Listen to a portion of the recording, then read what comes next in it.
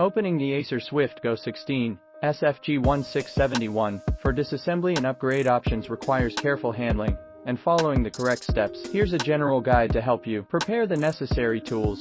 You'll need a small Phillips screwdriver, a plastic pry tool or guitar pick, and an anti-static wrist strap. Recommended. Power off the laptop and unplug it from the power source. Also, remove any external devices connected to it. Flip the laptop over and locate the screws on the bottom cover. There are usually several screws holding the cover in place. Remove these screws using the Phillips screwdriver. Once the screws are removed, gently pry open the bottom cover using the plastic pry tool or guitar pick. Start from one corner and work your way around, releasing the plastic clips that hold the cover in place. Be careful not to apply too much force to avoid damaging the clips or the cover. After removing the bottom cover, you'll have access to the internal components. However, note that some laptops may have additional layers or components that need to be removed before reaching the desired parts.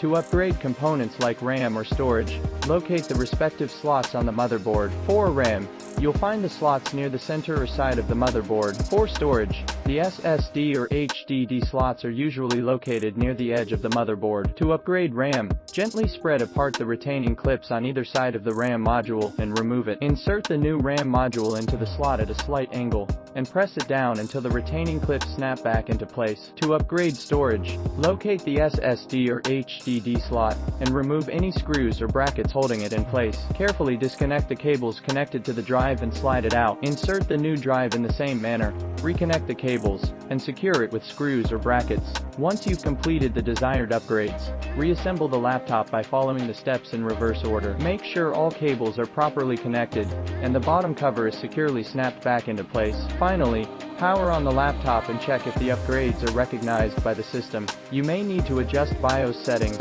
or install drivers if necessary. Note, it's important to refer to the specific model's user manual or online resources for detailed instructions, and to ensure compatibility with the upgrades you plan to install. Additionally, opening the laptop may void the warranty, so proceed with caution.